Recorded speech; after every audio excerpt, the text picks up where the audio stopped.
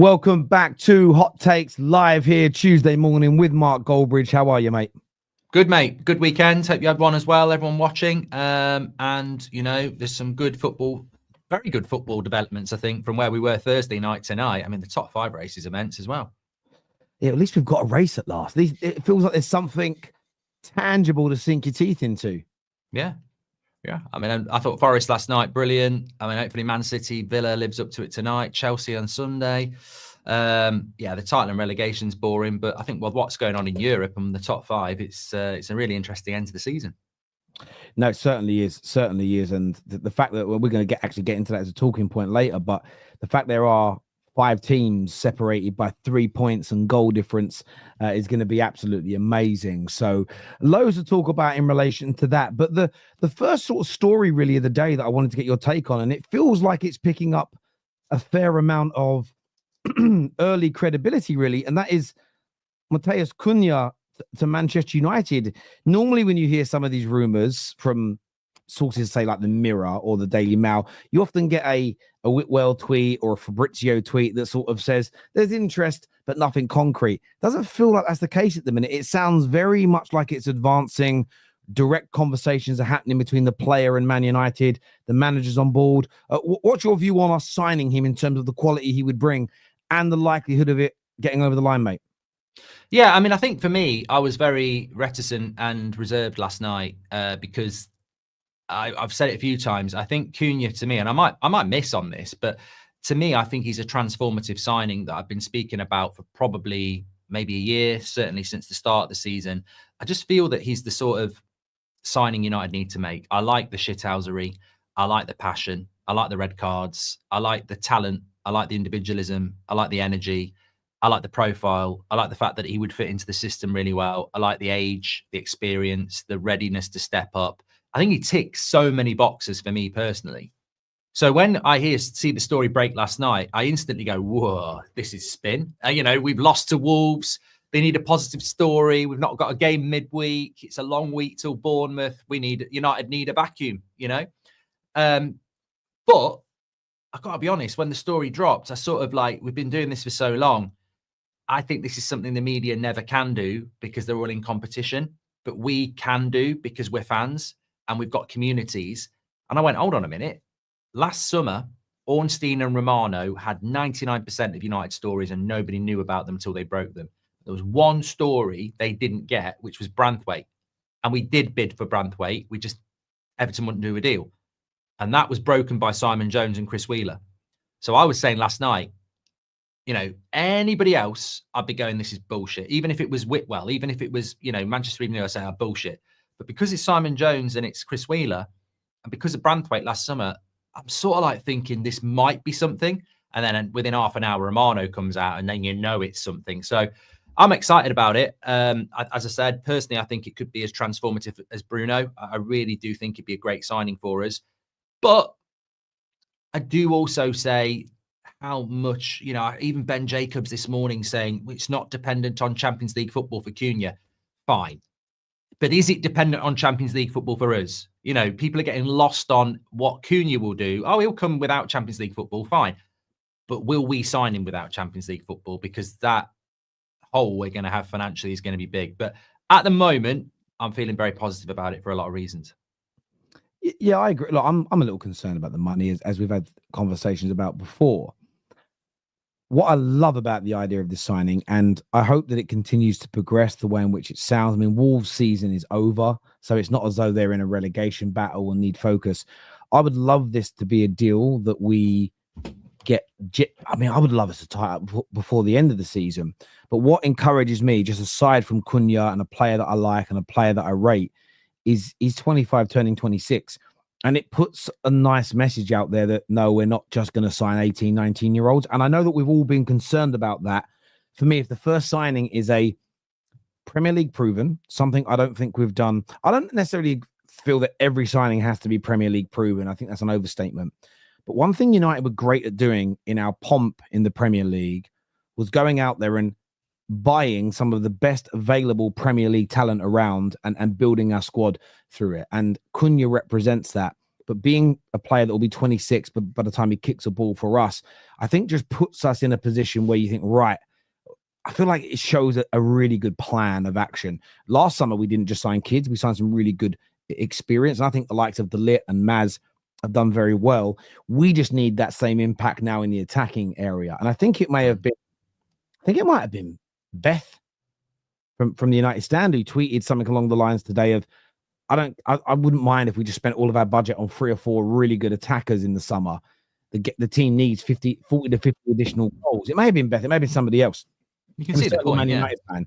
And I just sort of thought, yeah, it wouldn't be my strategy, but I understand where we lost to Wolves at the weekend. We drew with City recently. We lost to Nottingham Forest. Even when we threw away the lead and came back against Lyon, so much of that was predicated through missing chances. So much of our football in the last 2 months where people are fuming, and we'll get onto this later, the manager's got to go, we ain't good enough. When I look at it, I just see a team that needs more goals. So Cunha, for me, he scores goals, he helps create, he can press brilliantly when we need him to. He'll fit, I think, that number 10 role in Amorim's system perfectly. I think he's absolutely the right type of signing for us. Would I like him for a little bit less than 62 million? Probably. Yeah. But I do think he's worth that amount of money.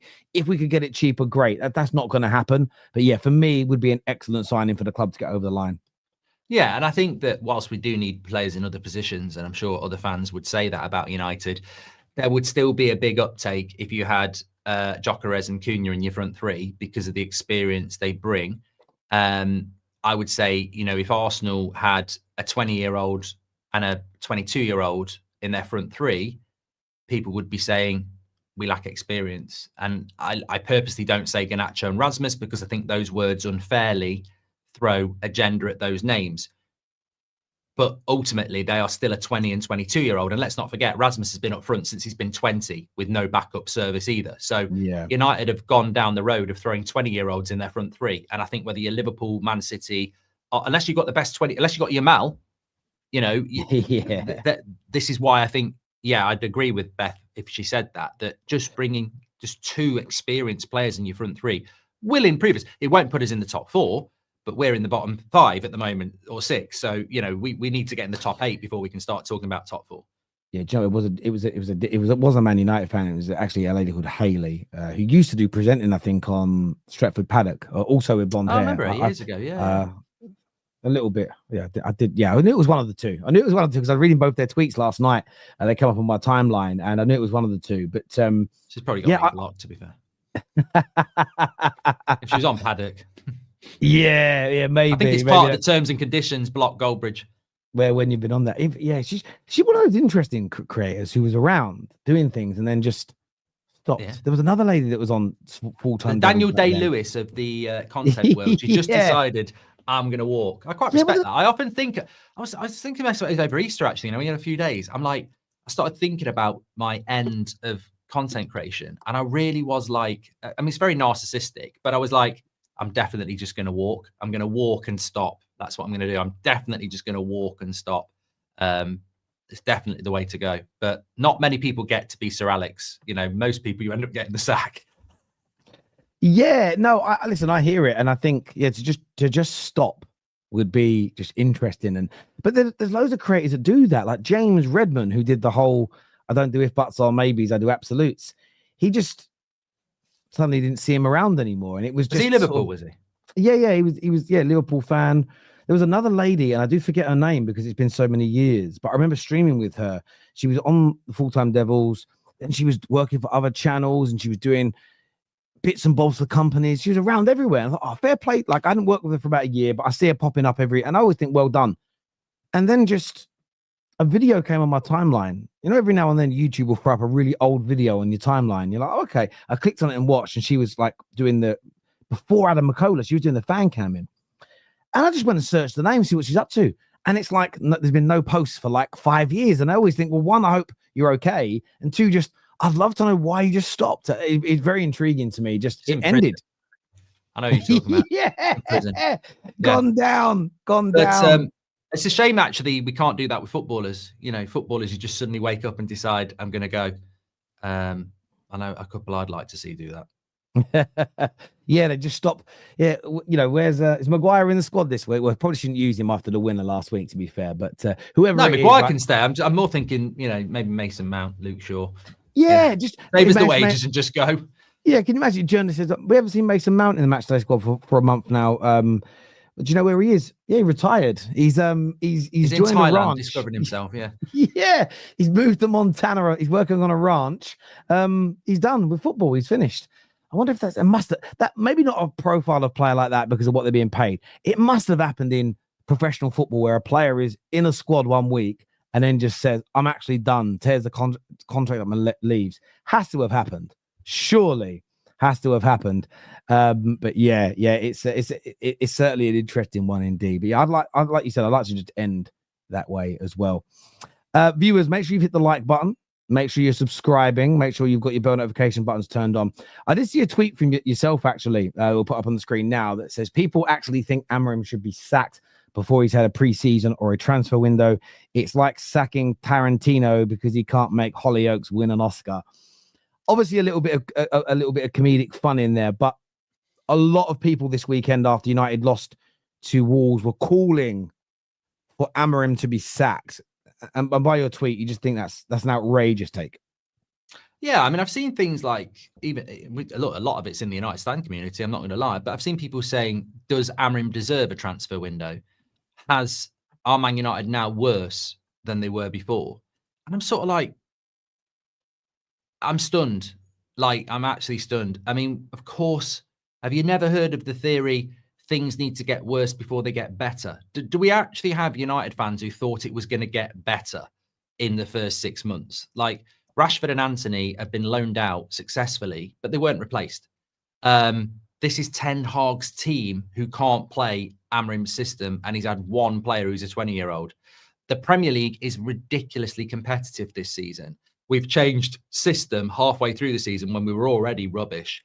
And surprise, surprise, things have got worse. They're not as good as I thought they would be, and they're terrible. But it's a little bit like what happened with Spurs last night. I've seen Spurs fans. I've had enough. Just sack Ange, and I'm like, I get it. I get the frustration. It's hard. It's really, really hard. But surely common sense has to kick in at some point and go, you're not sacking Ange if he wins the Europa League. You barely win a cup of tea, and he could win you the Europa League and put you in the Champions League, and you'll all be bloody building a statue. So I understand the frustration, but it's the frustration going to the level of let's sack Amorim that I'm just sort of like, that is wild. That is wild. I mean, who sacks a manager who's not had a pre-season and a transfer window? Potter's not doing very well at West Ham. It's the same thing. Like, he's inherited a squad built for, was it Lopetegui? He's got a very distinctive style of play. West Ham aren't going to get relegated. And of course, they're losing a lot of games. And Man United should never be in the position they're in. But it's scary that it keeps coming back to the manager, because I watched the game on Sunday. I watched the game on Thursday. Thursday, we're going to win the bloody Champions League. Sunday, sack the manager again. And it's literally, I could literally, if I could be asked, clip tweets and video clips of people losing it on Thursday and then losing it in a different way on Sunday. And I'm like, we just played 120 minutes on Thursday, and that is our reserves. It's not the reserves. It's not the reserves, Mark. Technically, is Bruno a reserve? He played for half an hour. Like, no, he might be a bloody reserve, but I tell you what, he's knackered.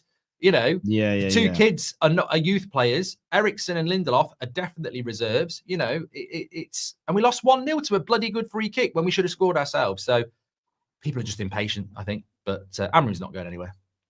Yeah, I don't see them sacking him. And look, everyone's entitled to their opinion. The one thing that I will say about the majority of people that push the sacking him notion, once they're lent on a little bit, so you just lean on them a little bit, there is this element of, and I want to make sure I say this in the right way, their arguments just typically stem from words like, you've got to have high standards. So, okay, I get that as a kind of buzzwords phrase, but what does that mean in reality? Who's the replacement going to be? What system do they play? Do you think it's right to now undo another 9 months of work, of recruitment, of because there's been recruitment work done in terms of scouting. What kind of players do we want? You know, we've just done 6-7 months of training with the current squad, a lot of which will still be here next year. There'll be a good 60% that will still be here next year. You're going to undo the training methods again? Are we going to go in a new direction? Are we going to keep with the same system, but just bring a different coach in to manage it? Like, what's your plan of action? Because the one challenge I have for anyone who wants him gone is your remedy cannot be what we've done 6 times prior, which is sack this coach, bring someone new, scrap everything and start again. Because that approach is the reason that we're here 12 years later. Yeah. Because we've, it's because that's how the poor recruitment always happens. So as much as I understand people's frustration and their anger and their annoyance, and I do get it, and I do understand, and I get every single element of it, I do look at it and think, well, what's the solution? For me, I'm more than happy for him to have, right now, maybe my mind will change in a year, but I'm very happy for him to have a couple of pre-seasons. I'm happy for him to have his squad built and then to see where we are. And again, my argument and rationale is just, if we'll put our subjectivity aside on what we like and what we don't like, that's what we've not done once in 12 years.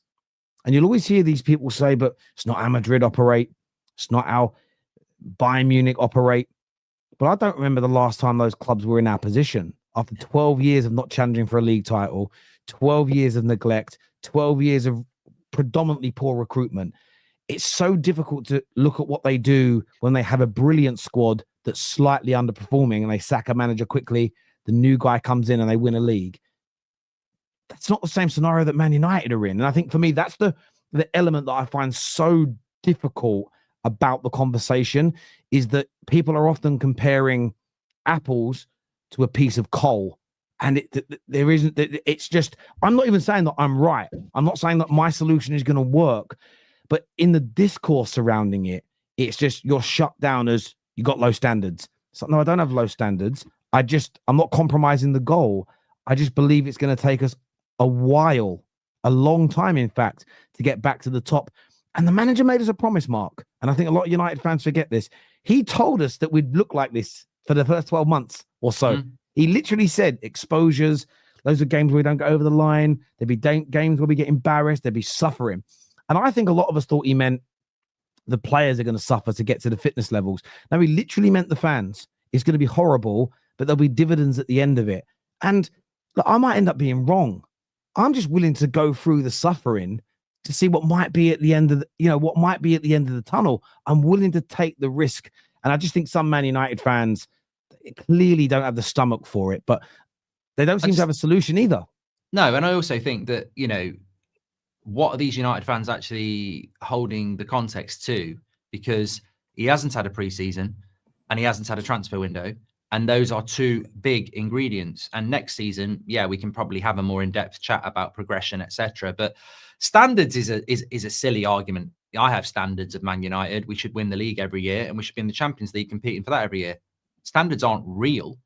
There's context to standards. And I might perform brilliantly on a United Stand 10 o'clock show from Monday to Thursday. But if I go out on Thursday night and get hammered and I'm hungover at 10 o'clock, my standards will not be the same. So context has to be there. So if I perform brilliantly on Thursday night and, exhaust myself, and then on Sunday, I'm basically hungover, I'm not going to perform. So people's standards, you don't set the standards is what I'm trying to say. Amorim doesn't set the standards at the moment. The players don't set the standards. The club set the standards, and we don't agree with the club. So why are we talking about standards when people hate the Glazers? They don't trust Sir Jim Radcliffe. The standards are being set by the club, and yet Amorim is being judged on those standards, and I think that's unfair. I think you start judging Amorim when context is given to a proper pre-season, but also, do they deliver the players he wants? Because if he doesn't get the players he wants, then you can't hold him to your standards next year because he hasn't been given the players he needs as well. So people don't want the context, because there are, unfortunately, some very vocal minority people in our fan base. And I say minority in the sense that, they don't hold the opinion of fans in the ground who support Amorim, who want to be proved right, or just want to be loud, or want to just be somebody that thinks, oh, this tweet will bang because I'm going to say something really controversial.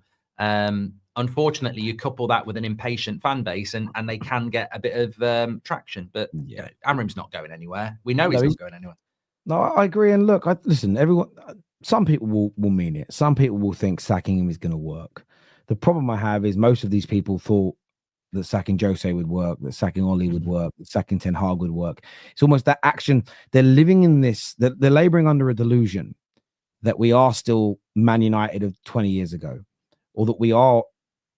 Yes, historically we're in that ballpark with Munich's and Madrid's and everybody else, but they can just sack managers and rotate them out and bring somebody new in because the clubs by and large are run well. The squads by and large are balanced. They have a footballing ethos at the football club. They have a standard in that dressing room.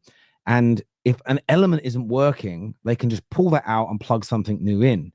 And like a plug and play solution. Now, I want that with our head coaches. I want a bit of a, from a business phrase, I want a plug and play solution. The problem is that only works. That only works when everything else surrounding in the club, like you say, is up to the right standard.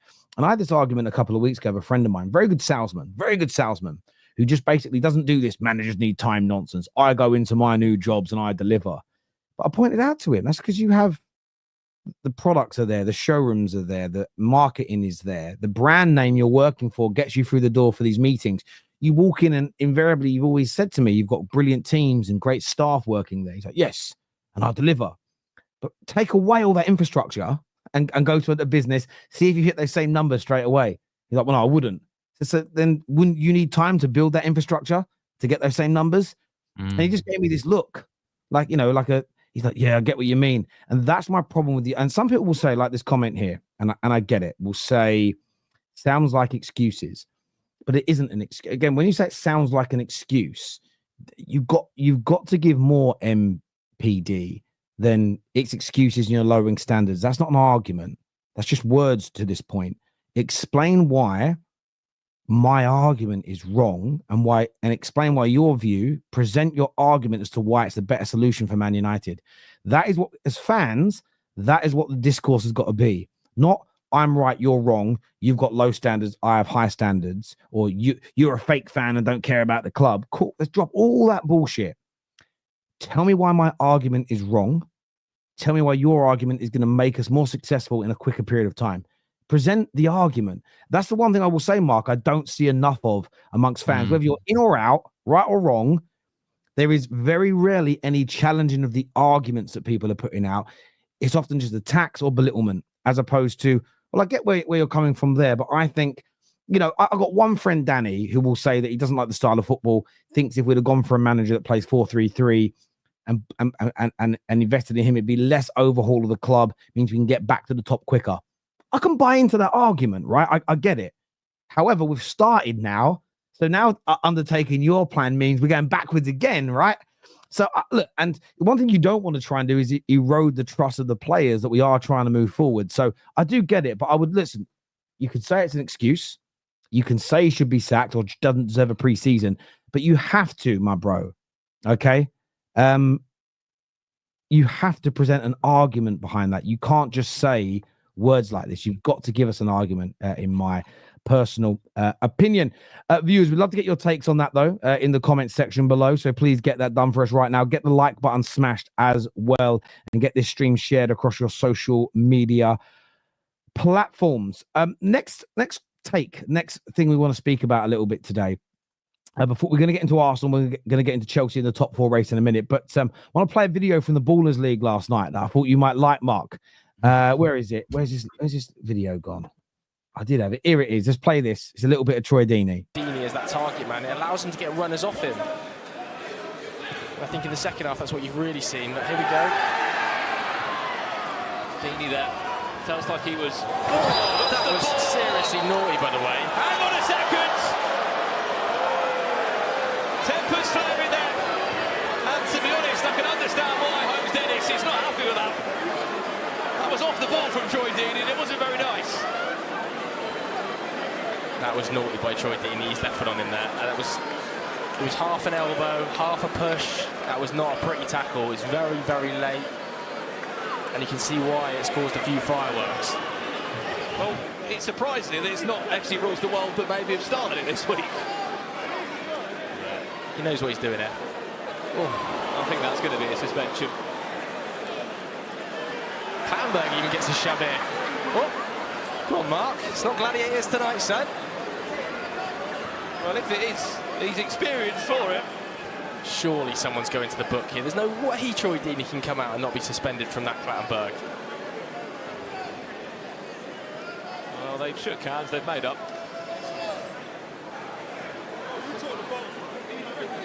And I can imagine by that reaction from Ian Wright that there might be a suspension coming in. We'll get confirmation on it.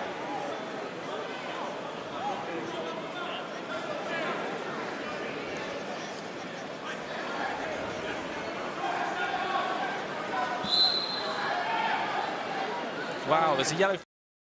Yeah, so Troy Deeney there lashing out, kicking out, and yeah, it's it's been very good, the Ballers League. It's been really, really interesting, but maybe Troy Deeney should be in the dugout, maybe.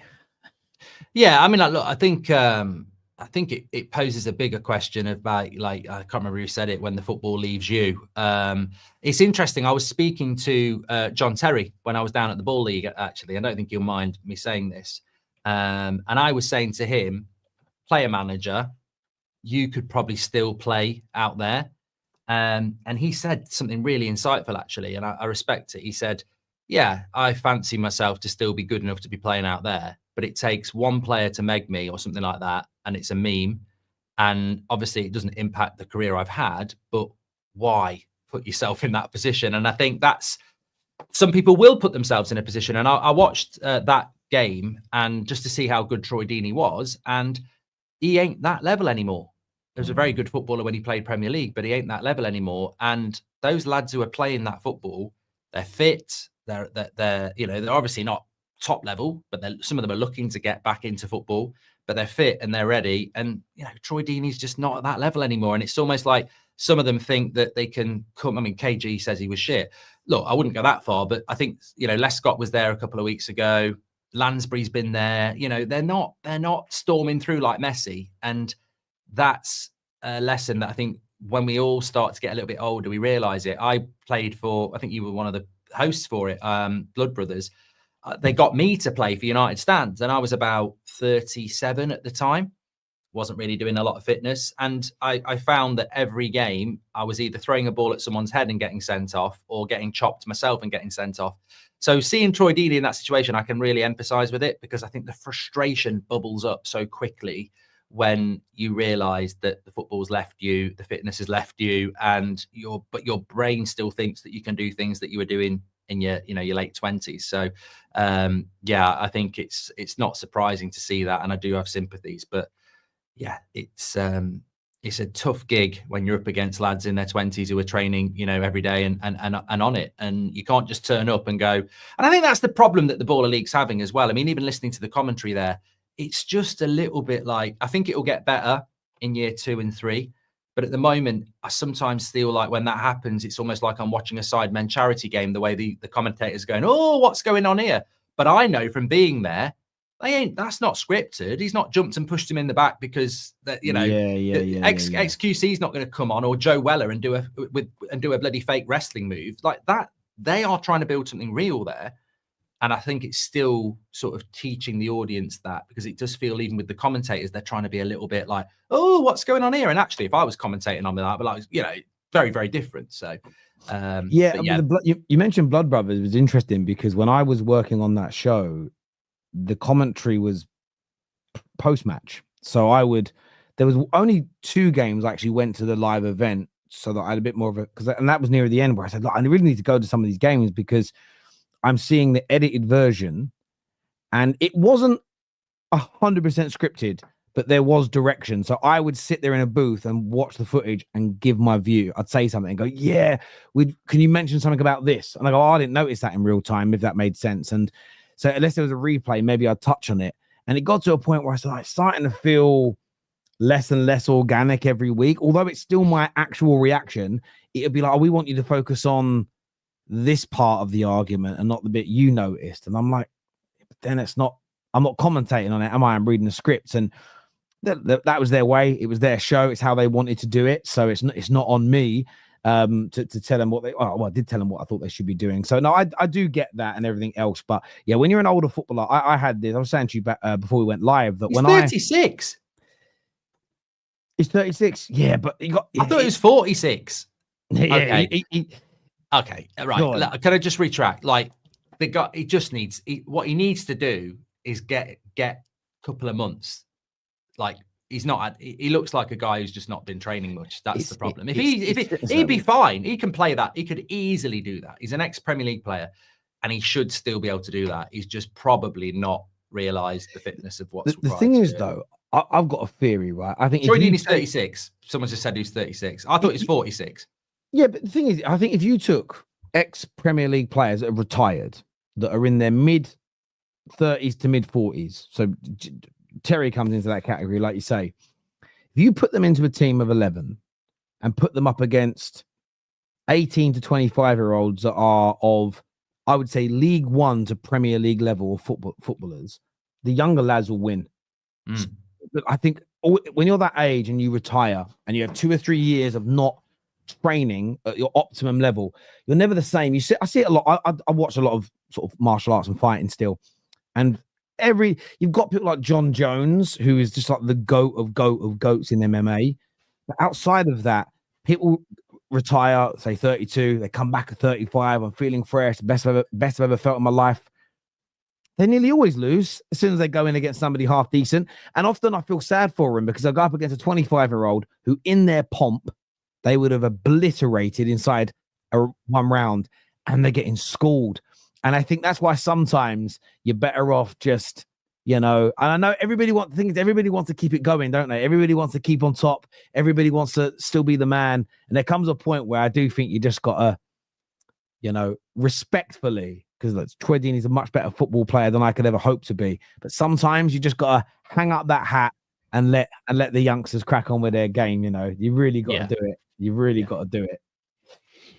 You really, really do. Wax on, wax off. Oh, that's actually from Mr. Miyagi. Big up yourself, sir. Terry, John Jones is a duck man. Tom Aspinall is a true. But listen, this is a great point about Tom Aspinall fighting John Jones. Maybe you're right. And that's because a much, much older version of John Jones is looking at a very big, powerful young man and Aspinall and thinks he could beat me. But what I would also say is John Jones has earned the right at this stage of his career to say, I'm just not getting into the ring with him. This happens in boxing quite a lot. There was a time where Kawasaki's right at the end of his career. There's an up. He was again, you had Carl Froch, that's a good 10 years younger. I think Kawasaki in his heart of hearts looked at it and thought, if I get in the ring with Froch now at the end of my career and he beats me, I don't remain unbeaten. And I'm beaten by someone that in my pomp I would have destroyed. So why take the risk? So I get your point in fighting, but sometimes I don't think the older fighters should take the risk. They've got nothing to prove. They've already beaten. They cleared out the category. They've cleared out the weight division in their pomp. They don't need to take that risk. With footballers, it's a little less painful if you foul. You just look at like Gary Neville's last game for United. It's not like he was getting knocked out. That was a mad game. That I always remember that, the way he just looked. He was so finished. Bless him. He was so finished. Donna Cullens here says, Mr. Flewers, can you introduce me to Mr. Goldbridge? This is Donna Cullen. This is actually a bloke who pretends to be Donna Cullen from Tottenham, but wants to say hello to you. So there we go. Are you watching that, by the way, this week? Are you watching Eubank Ben? You're going to watch it on Saturday? I don't know. I do like boxing, but I don't even know if I agree with this fight taking place. It just feels like it's a B-Tech version of what I used to watch years ago. I hear. Well, his own dad, Eubank's own dad's come out and said he's a disgrace for taking it. Like his dad's really laying into him publicly, and yeah, there's it's a gimmick, isn't it? If they weren't called Eubank and Ben, I don't think anyone would give a shit. Yeah, it is true. It is very true. Yeah. This here from the Arsenal perspective says, I don't know if you guys have covered it yet, but talk of sacking Amorim is so unfair and premature on the manager at this stage. He has not had pre-season. He has not even had a full summer transfer window. Yeah. It's true. It's just the facts, and at least give him that in my personal view. an opinion. Patrick here says standards are important, but seem like it's just a way for fans to divide themselves and one up each other. It's a way of voicing frustration without having to give solutions. It's not constructive. I think in the content world, Patrick's absolutely spot on. I've played the game, and I think sometimes you look at what other, look, it's very well known that I backed Ten Hag to the end, and it's very well known that I'm going to back Amorim to the end. So therefore, if you don't like the United stand or you don't like me, I think content creators can use that as a driving force to go the other way. I don't actually believe that they, I've worked with some of these people. I know how they work. I don't think for 1 minute they actually believe what they're saying. I think they convince themselves to believe it and motivate it on anger and fuel it that way, because no logic. We're repeating old ground, but no logical person's going to look at Amorim and go, after 5 months, sack him. I mean, we'd be a laughing stock. It would cost another 15 million when we've just spent 15 million or 30 million. We spent 15 million sacking Ten Hag and his people to bring in Amorim's people for another 15. That's 30 million pounds in November. And people are actually sitting there wasting oxygen on YouTube or wherever else they're streaming, going, or mainstream media, going, I think they should sack him. There's no improvement. Okay, so that's 45 million in 5 months. Just sacking Ten Hag, bringing Amorim to sack Ten Hag. I mean, do you actually eat shit because you're talking it? I mean, absolute nonsense, And he hasn't had a preseason or look, whether he's doing a good job or not. Everybody knows he's getting a preseason and a transfer window and has to get one. So saying Amorim out, what are you on about? Yeah, you can't put everybody into the same category, and I wouldn't ever try to do so. But there's a percentage of people that are Amorim out because it's a safety net and a shield from banter, a bit of online abuse, and ridicule from rivals. And for a lot of people, they use it as a shield where it's, well, if I say he's got to go and I just agree with all the rivals that he's dog shit, he's rubbish, he's never going to get us back to where we want, he's a fraud, I'm left alone when we lose. I'm left alone through the hard times. And it's a bit of a superpower. Shit one, but it's a superpower, because as soon as, if and when it is turned around and we start winning, well, you're a Man United fan, you can start celebrating. And in reality, no one's going to police it. There is no policing of it. Does that make sense? You'll have a few that will say you're a fraud, but they don't care because, oh, look, we're top of the league or we're winning this trophy. I'm a United fan. It's very easy to side with rivals. Now, I'm not saying that's everybody that's doing it. Some may have genuine beliefs that the manager is not good enough. But personally, as you say, as this super chat says, they hide behind words like standards as opposed to providing actual solutions. Because again, if you give a solution, that also sometimes waters down your view that a manager should go. So if the manager should, you see it a lot with Arsenal, manager should go. Who should replace him? And someone will go, get Zidane. Well, the manager doesn't want to come to England. Suddenly, their opinion on the manager being sacked is diluted because their solution is just seen as ridiculous. So what people have learned to do in the social media world is give a demand for something to happen, and the solution is just, we'll raise the standards, because then they can't ever be caught out for being wrong. And it's just, in terms of discourse, it's so ridiculous and boring. And I think a lot of people have seen through it. I need to just come back on one thing, because Jamie Baker says, is Mark going after a certain ex-United stand employee with that one? Jamie, I think it's important not to hide and ignore comments like that. But honestly, I would have to watch them to go at them. And I know I get mentioned a lot by them, so they're clearly watching. But honestly, I don't watch a lot of what Terry does, and I like it. So I'm certainly not going to waste my time watching the million different United stand versions out there, and the amazing amount of content they do. I would say respect to all those people for having their own channels and building an audience, because it's difficult. But I don't have the time or inclination to do something I was doing 8 years ago, getting into arguments with people like DT and Troops and people like that.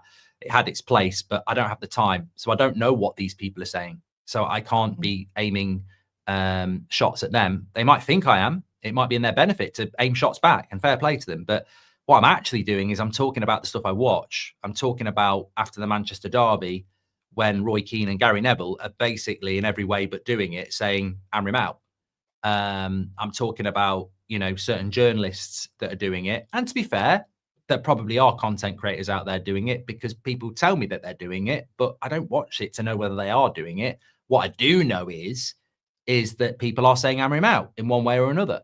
And I think it's bloody ridiculous. And I think it's silly.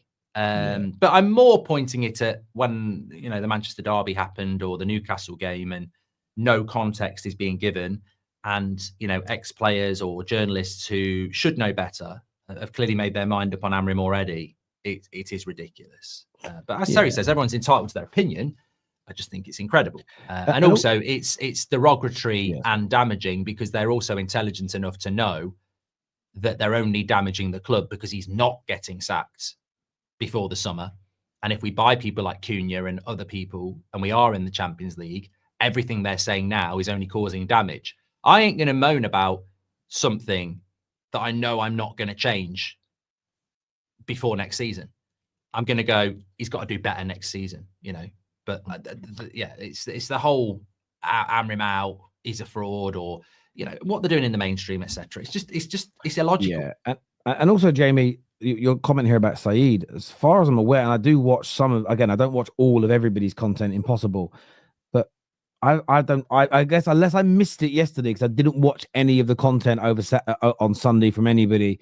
Real by and large, I saw a few clips online. I didn't watch anything yesterday. So as far as I'm aware, SAEED is not Amorim out, is he? Well, there you go. So as far as I'm aware, I've got no idea, and you've got no idea. I don't see how it can be a shot at SAEED if SAEED hasn't asked for the manager to be sacked. Maybe he has since the last time I watched his channel. So I think you're stirring the pot a little bit, Jamie. Here, I'm being honest with you. I think you're stirring the pot somewhat. Yeah, and I respect that. You know, that might be. You know, you might get the little clip that somebody's looking for the out of context or something like that. But people who don't watch my content will know that well, if someone can tell me the last time I called out a YouTuber, I guarantee it's probably not in the last 5 years, as far as I'm aware. I get it. This way sometimes where I'll be live straight after a game and I'll say anyone saying da da da da da da da da. Because they're watching it. They're watching you and them, so they think you're watching that. Yeah, and then somebody says, "Oh, you're taking a shot of so and so. Why?" Or in his match reaction, he said this. I'm like, okay, so I'm live when they're recording their match reaction. It hasn't even been released yet, but yet I'm taking a shot of what they said. It don't make sense, right? I didn't know they said it. Like it's not personal in that way. Big top four race going on at the minute. 3 points separate Chelsea, City, Villa, Newcastle, and Forest, fighting for those 3 Champions League positions. Who is going to make it, Goldbridge? Who is getting into the UCL next year via the Premier League? I'll tell you what, it's like the National League South. Have you seen that? Top 6 separated by 1 point or something like that. But look, I mean, this is great. Liverpool deserve to win the league. Relegation doesn't exist, but the top 5 definitely does. And I think the great thing is that the Champions League in the knockout stage this year, especially the last few weeks, has been so good. You can see why this top 5 race matters so much. You want a piece of that pie financially, yeah, but the status of it as well, the kudos, the attraction of players in the summer. And I genuinely did worry about Chelsea and Forest this weekend. I've got to be honest. I was sort of like thinking Chelsea got some difficult games. Fulham away, I didn't fancy them to win. Forest have lost their last 2 going to Spurs. It felt like, you know, are they a team that can win when they need to win? Both of them did it. Villa have won the 5 in a row and still can't get in the top 6. Man City, Villa tonight. Man City have started winning again. Newcastle had won 5 in a row before they went to Villa. Villa had to win that. They did win that. It's massively intriguing because everyone's sort of, Arsenal, it's a good job they haven't had a little bit of, oh, we're okay, because they'd be pulled into it as well. So I think that we've seen Fulham and Bournemouth and Brighton just fall off because those other teams have just been so relentless. I feel that Newcastle will get it. Obviously, Liverpool and Arsenal have got it. I feel Man City will get it. So therefore, it's got to be Chelsea, Forest, or Villa, which seems unfair that only one of those are going to get it. But I mean, Villa have got a great squad. Forest are just that result last night for Forest. I think at the moment I'm sort of. Look, if Villa lose tonight, they might be out of it, actually. So I don't know who's going to get that fifth spot, really. But, I mean, even watching Forest last night, they get the 2 goals and then it's just relentless defending. And they get over the line again. It's like when they played United a few weeks ago. They scored that early goal and we peppered them, but we just couldn't score. It's a really effective tactic. But I think I agree with Jamie Baker, they probably do deserve it, Forest, because there's an amazing stat that they've been in the top 3 since September. So it would be very harsh to drop out right at the end. But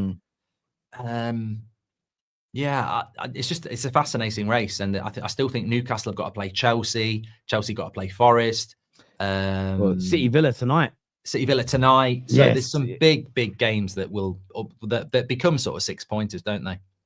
Yes, it's going to be very, very interesting to watch these games. I say Chelsea have probably got the hardest run on paper.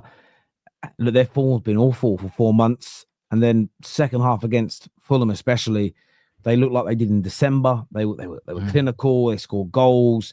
They will look dangerous, and if they can take that into their next 2 or 3, 4 games, they could make it.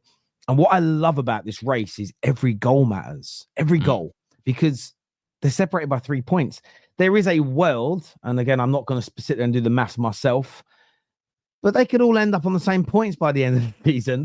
It's not even a weird take. Like, they legitimately could all be separated by anything between 3 to 0 points, and then goal difference. I think goal difference is going to separate at least 1 or 2 of these sides. It's doing it right now for Villa and Chelsea. I wouldn't be surprised if they all take some points off each other, but every goal is going to matter. So for that, and I know we have this kind of thing in English football, and I think this was a way of slagging off Arsenal when they would celebrate being in the top 4, and it was, it's not a trophy. And I do get it. And I did a bit of content yesterday about the idea that I think trophies are a massively important part of football, but they're not, especially when you're looking in the context of a singular season, they're not everything. And what I mean by that is, if you look at the ambition of Forest, Villa, Newcastle won a trophy this year, and they're so over the moon. The fans are happy with it.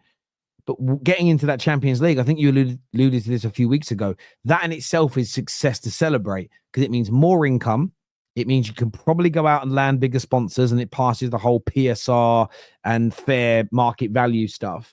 They can raise the income, which means they can buy better players and keep their current stars and attempt to get nearer to winning the league title. And that's why, for me, people that turn their nose up and say, I don't care about Champions League qualification, it's not a trophy.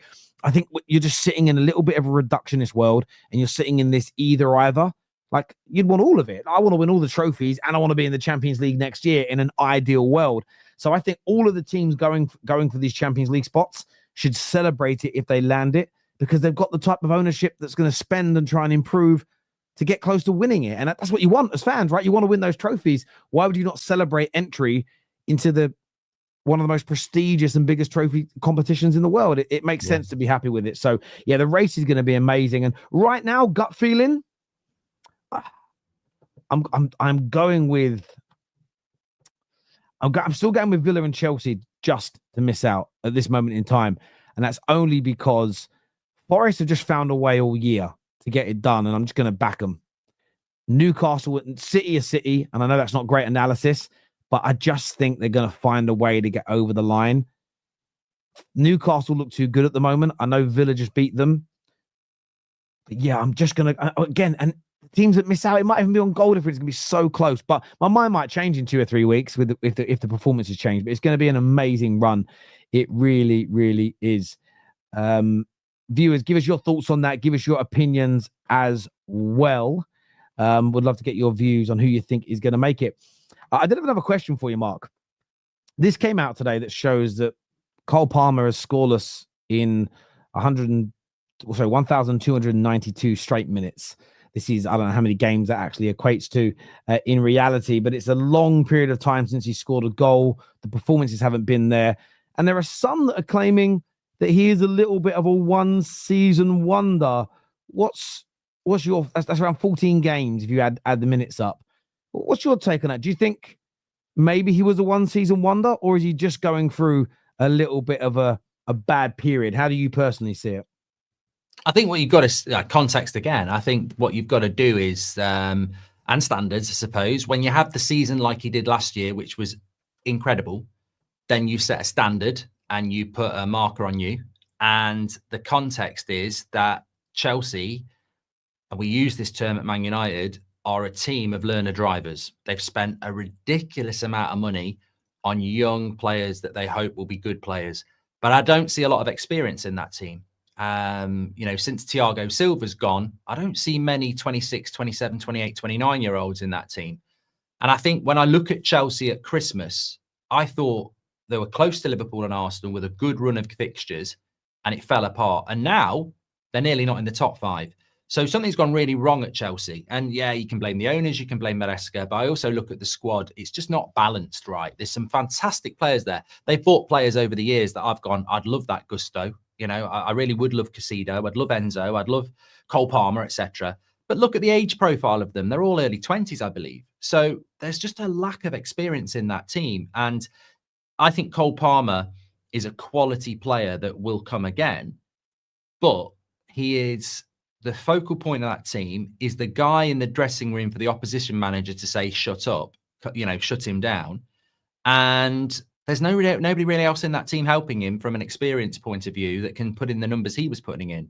So you're always going to have a little bit of a drop off after a great season anyway, when you're an up and coming player. But also I think he's got a target on his back, and there's not a lot of support there as well. They don't have an out and out goal scorer that can alleviate Cole Palmer's demands. So yeah, I mean, look, we know how the media work. Especially in this country, you build them up to knock them down, and he's having his knockdown season. But writing him off and saying he's a one-season wonder, no. I think he actually has pure talent that you can see. Whereas some players, I think, you look at Kevin Phillips when he won the Golden Boot, he was never going to do that for 4 or 5 years. He had a really, really good season in the right circumstances, and he was a decent player. Yeah.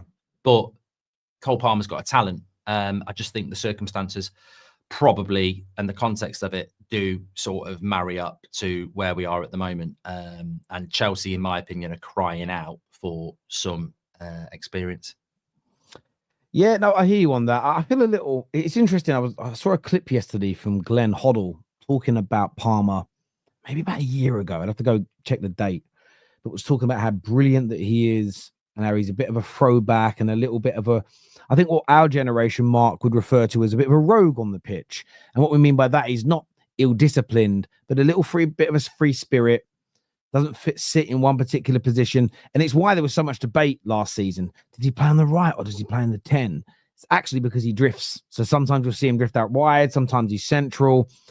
I think this season, I'm not completely blaming Maresca, so I want to be very clear, but they do appear to be the team's more regimented, and so is Palmer. I think he's a little bit more, and I'd love to get some heat maps to look at where he's picking the ball up and where he's moving the ball to kind of quantify that. But for me, I think he looks a little bit restricted when I watch him play. And I think some players, and Jack Grealish is a standout example. Jack Grealish has had a very good career in terms of the trophies that he's won.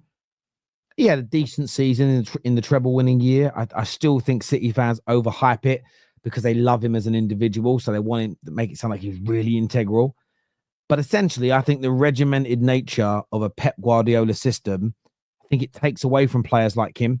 We had it with Man United with Eric Cantona as a prime example. Again, no one spoke about football in the same terms, but we had a very solid style in and out of possession. Players had a job to do. Very well coached, very well disciplined. It's why we were so hard to beat.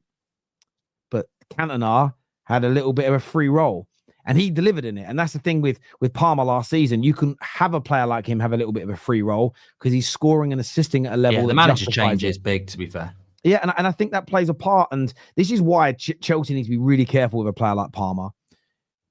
It Look isn't at Grealish at Villa and then City.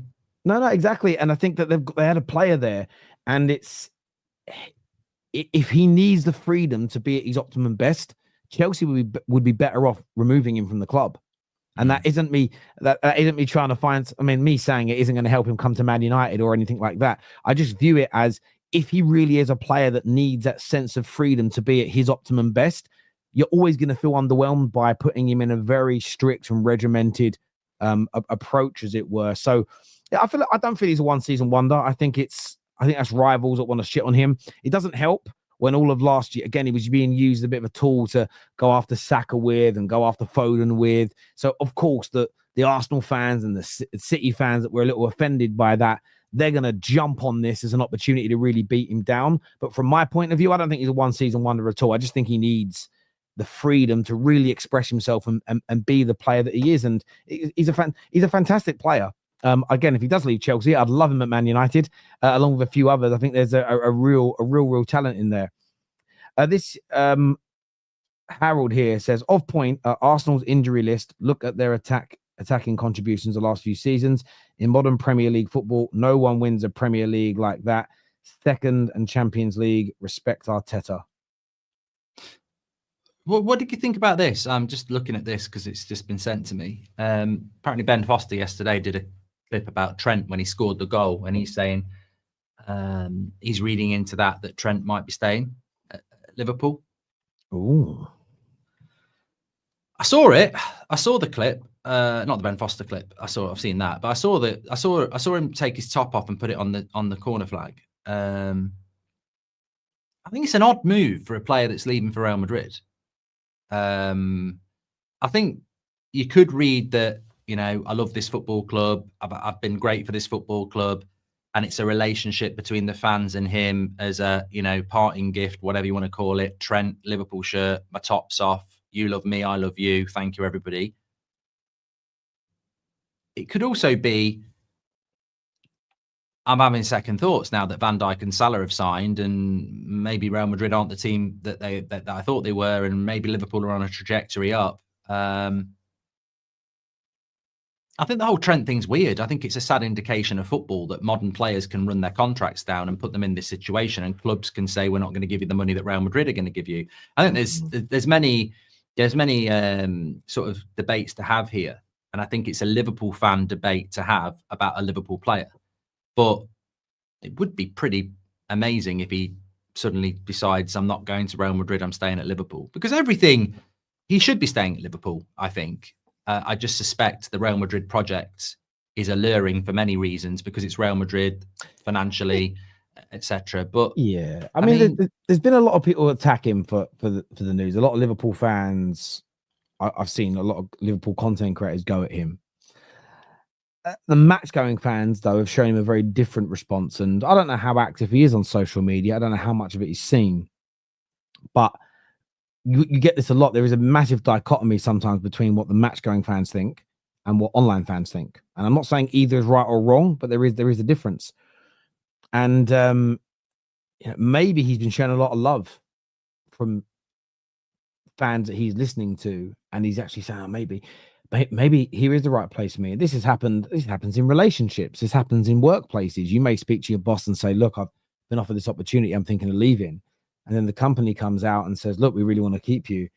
There's a promotion on the cards in a few months. There's a big pay rise in the meantime. There's an extra 5 days holiday a year. We'll do anything to keep you because you're integral. And it may change your mind. You might be in a relationship where you think, oh, this has got to end.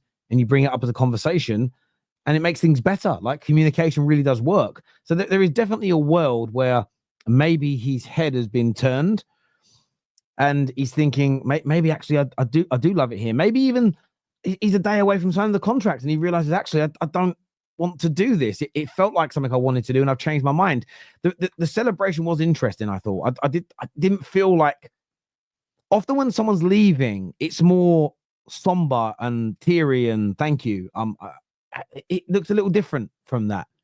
I think the Real Madrid project is a vanity project, and I understand that. It's Real Madrid, Bellingham's there, great players, the appeal of playing for the biggest club in the world, even things down to the weather, etc. like that. You're going to play in the Champions League, a different league. He's going to be 27 next.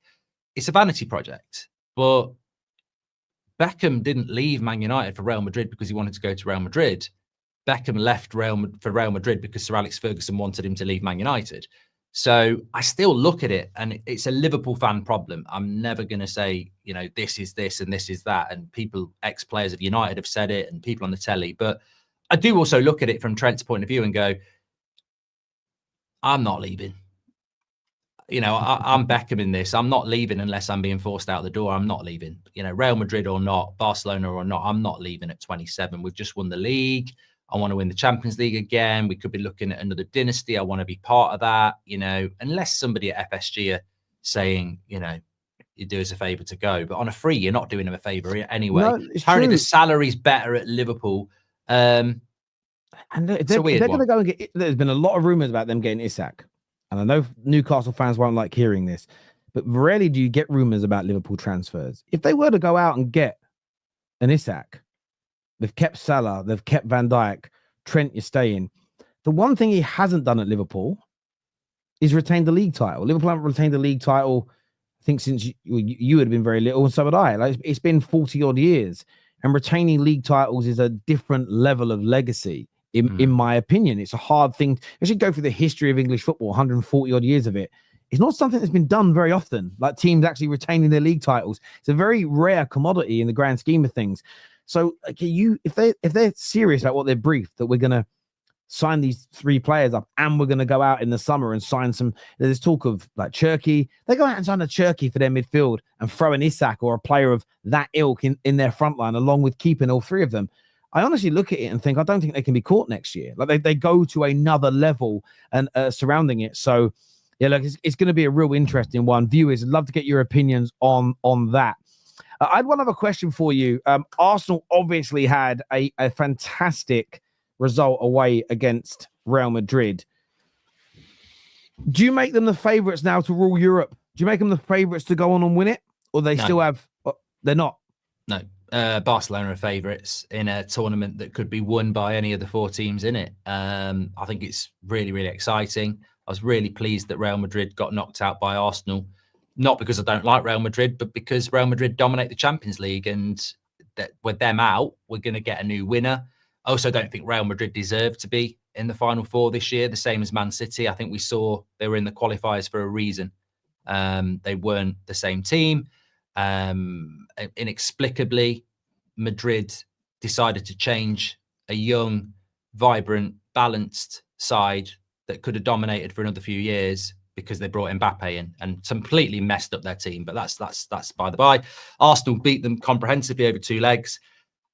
Now the test really begins against PSG and either Barcelona or Inter in the final. I'd say Arsenal are probably second favourites with PSG, but Arsenal are still in the same position for me where they've got the best defence in Europe, probably. One of the best midfields in Europe, arguably. But they haven't got the thing they needed to win the league this year. And they might not have the thing they need to win the Champions League. They had a really good lead at the Bernabeu because Declan Rice scored 2 worldies. They need to score that volume of goals in the semi-final again. And then the final, it doesn't matter. You could win it 1-0. It's a neutral ground. So it's not really the final. It's this semi-final. It's where the goals are going to come from. And the fact that the second leg's in Paris, I think Arsenal need to take a lead that's more than 1 to Paris. But they've got the experience. I think we saw with PSG in the second leg against Villa in the second half that PSG lack a bit of experience themselves. So, I mean, Arsenal got a great chance, but if they don't win it, unfortunately, it will be because they didn't buy a striker. But they've got a great chance. But I'd still say Barcelona are favourites, who also showed their vulnerabilities with their high line as well. It's intriguing, Terry. Yeah, no, I hear you. Look, I think Arsenal definitely got a chance, and I feel that the odds are very, very close. Sort of 25% to that team, 20% to them. Really, really close. For me, I've still got Inter as my favourites when I break it down, and the reason for that is they did concede some opportunities against Bayern Munich, to be fair, but they just seem so strong defensively. And then one thing I can't drop, and I know that we've seen Liverpool and we've seen Real Madrid go out. But when the word heritage gets used, again, I think it's used too broadly. I think about a club understanding a final. So you get they're going to have either PSG or Arsenal in a final if they get past Barca. And this is why Barca, if they're in the final, many would see as the favourites. It isn't just the club as a whole. We've been there before. We've done it. There'll be backroom staff. There'll be coaches. There'll be, especially Inter, who recently have been to a final. They've been there and done it. I think the fans play a really important part when it comes to, I think that's why Man United have such a history, a thick history of coming back, especially at home. The fans kind of know what to do at the right times in games. the energy can be right, the sort of the way they can help drag the ball over the line. And I just think it doesn't play a massive part. It's not the sort of the biggest factor, but it can be a pivotal one in a final at 0-0, at 1-1 with 10 minutes to go. Which fan base is going to be encouraging their team? Which one is going to become really nervous and maybe sap a bit of energy from them? I think it all plays a part. I think Arsenal got a really good chance of winning the Champions League. I think beating Real Madrid the way they did has helped to elevate them. But I still now that euphoria has calmed down, I've thought about it. I do have Inter as the slight favourites, then probably Barcelona, then Arsenal, then PSG, just because I do think Barca and PSG, again, it's a hard one. But even then when you say, people, you're writing off PSG, it's not writing anyone off. Everyone can win it. And that's such an important statement to make. But that's probably my order, right? Because I already think Arsenal overachieved, if I'm being honest with you. I think Arsenal getting to the semi-final, beating Real Madrid against all the odds given to them by fans and pundits, they've already exceeded expectations in the Champions League this year. I'm not going to use the phrase that everything's a free hit because I want to go on and win it and I want to play well and give a good account of themselves. Anything's possible from this stage. But I know the UK that the bookmakers are going to put Arsenal as the favourites. That's only because more people are going to bet on Arsenal and they've got to save themselves. I'm sure the bookmakers in Italy have Inter as the favourites and the bookmakers in France have PSG as the favourites. But yeah, I would still say Inter right now. But as you've stated, a very, very good chance for all of the teams in the final. And a lot of Arsenal fans want Barcelona. They want a little bit of revenge in that final. Yeah, a little bit of revenge. And then let's not write Inter off. I think Inter could, gone are the days where Italian football is just defend and nick a goal. I think that I wouldn't be surprised if Inter won it, even though I'd say they're probably the fourth favourites. Yeah, mate, totally agree. Look, I want to thank everyone who's tuned in to Hot Take this morning. Please get the like button hit before you leave. I'm live again around 3:30 today for Straight Facts. It'd be great to see you all there as we build up to tonight's games and have a bit of a conversation with LB and Dan Potts. Mark, always a pleasure to sit here and speak football with you. To everyone who's super chatted, everyone who's tuned in, I want to say actually, we just got a super chat come through now from Terry Tibbs. He says, they don't want Barca, best team in it, in my opinion, easy. Do you know what it is with Arsenal? I think there's an element where their fans want a team that attacks, so they have room to attack into, as opposed to a team that maybe sits in a little bit more. And the hardest game they've had all season in the Champions League, Arsenal, by a long way, was Inter. So I do get their logic. I also think they want that redemption. They want to beat them in a final because they beat them in theirs. And I get it. And look, I'll be honest with you, I don't think there's any easy games left for any of the teams. It's one of those, you've seen it already. I saw a video of PSG fans the other day talking about Arsenal. I'm not going to use the word they were scared, but the respect they have compared to English. We saw it. We reacted to the Real Madrid fans doing the same thing. That all the teams in it are good. They really, really are. It'd be great if it was an Arsenal-Barcelona final, because then that messes up the Club World Cup, that the Champions League winner isn't even in the Club World Cup. So how can you be the best team in the world? Boom. There we go. Listen, everyone who's tuned in, thank you. Take care. Goodbye. God bless. And we'll see you all again very, very soon. Thank you.